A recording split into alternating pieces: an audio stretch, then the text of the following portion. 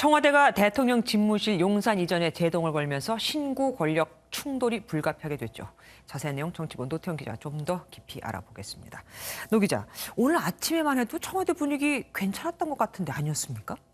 네, 맞습니다. 박수영 국민소통수석은 오늘 아침까지만 해도 당선인의 국정운영 방향을 존중한다며 용산 이전에 대해서 긍정적인 입장을 피력했었는데요. 네.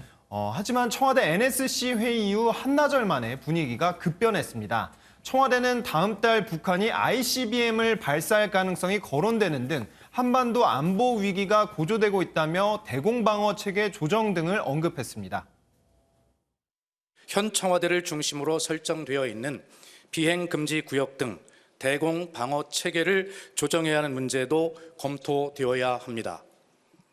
네, 그러면서 정권 교체기에 국방부와 합참의 이전과 청와대 국가위기관리센터의 이전이 안보 공백을 불러올 수 있다고 지적했습니다. 네, 오늘 NSC 회의는 확대 관계 장관 회의로 모였다고 하던데 갑작스럽게 모인 겁니까?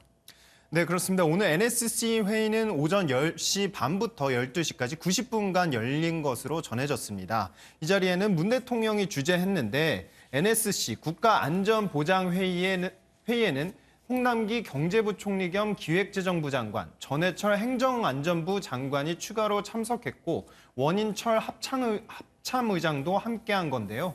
통상 NSC 회의를 마치면 곧바로 결과 브리핑이 나오는데 오늘은 오전에 회의를 마치고도 4시간이 지나서야 브리핑에 나선 것을 보면 청와대도 고심을 거듭한 것으로 그렇게 보입니다. 네, 그리고 윤 당선인 측이 언급했던 그 예비비 496억 원에 대해서도 논란이 일고 있던데요.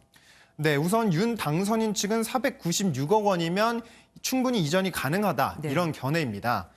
그런데 청와대 측은 496억, 이 비용은 극히 기초적인 비용에 불과하고 업무 시스템 구축이나 합참 청사 신축에 막대한 비용이 더 들어갈 것이란 분위기입니다. 네. 일단 내일 국무회의의 예비비 처리는 힘들다는 입장인데 협의가 잘 되면 다음 날이라도 임시 국무회의를 열어서 예비비 집행에 대한 승인이 가능하다며 가능성은 열어둔 겁니다.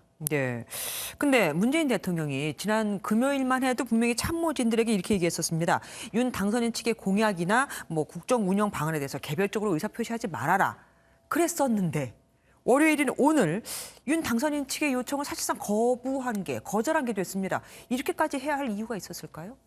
네, 아무래도 지방선거와 정권 이양을 앞두고 용산 이전에 대해서 안보 문제는 좀 정확하게 짚고 가겠다. 이런 의지로 풀이됩니다. 네. 윤 당선인 측 입장에서는 불의의 일격을 맞은 셈이 됐는데요. 네. 윤 당선인이 불과 하루 전 대국민 브리핑을 한 사안에 대해 문 대통령이 직접 반대 의사를 밝힌 거라서 급속한 전국 냉각이 불가피한 상황입니다.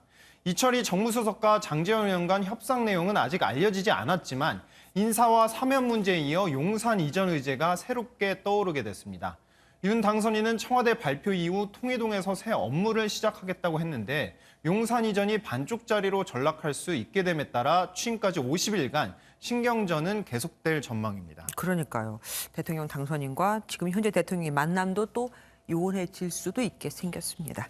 여기까지 들을게요. 정치부 노태영 기자 지금까지 함께했습니다.